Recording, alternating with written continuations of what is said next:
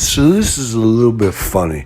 We get back to the manor house. I saw my streets, the wide lanes. Some of the streets are big enough that you could have a field hockey or a deck hockey game, full regulation size, deck hockey rink on one lane of traffic going one way. In the middle, there's like American plum trees.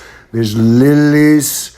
There's Our Daisy of the Mountain or something. And then on the other side, you have the westbound traffic, the east and the westbound traffic. That's how big the lanes get as you get close to the manor house. There's American elms. There's American chestnuts, broad, space, just reaching over, touching, creating a massive, whatever you would call it, where you have, it's like a cavern you're passing through. It's whatever.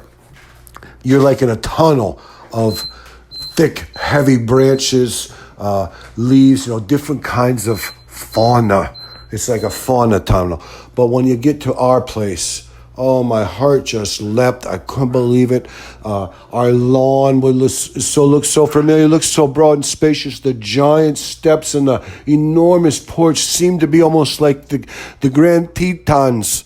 From a distance, it looks so beautiful as we pulled up in our own driveway, as we came down our road and then pulled into our driveway. Well, the man, he jumps out of the Ford Festiva. He goes running around the building. I said, what is this? He doesn't even let me out. I have to get out on his side. I have to jump over the thing, the whatever you call it, in the console. And I had to get on his and then go out the door. I thought the door was going to slam me. I thought the wind was going to blow the door shut and slam my neck. I kind of meander over there. I was wondering, what's this guy doing?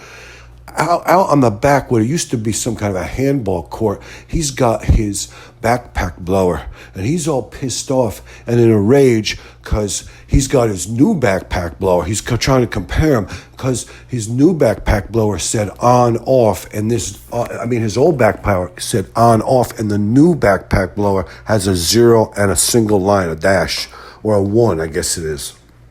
A 0 and a 1. And he's like, is it off in ignition? I said, I don't think that's what it is. It's dawned on me.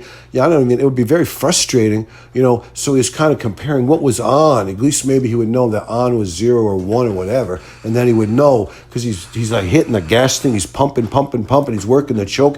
He's pulling on the cord until he's ready to have a stroke. He's standing up. He's rubbing his arm. It looks like he's getting ready to have a full-on heart attack or a stroke. But, it's just like, I was like, oh my God, it's like I never left. And I thought this guy was drying out.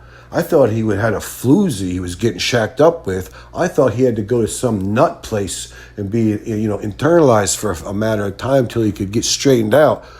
And I think a lot of that's all true. But here he is. I think he is dry. But here he is. He's monkeying around with the backpack blowers like he's fanatic or he's manic. And this is what I'm coming home to. The first thing I did is I just kind of oozed away. I backed away. I kind of pretended I was looking off at all the trees. I started looking at them. It made it be more believable. Butterfly went, and I kind of danced away with the butterfly. And I never looked back. I just tried to stay quiet. I got up on that porch. I got up on that swing. I got up on that swing without making a creak. Not a single little jar. Because I was like, I'm not getting involved with that. That's a bunch of whatever.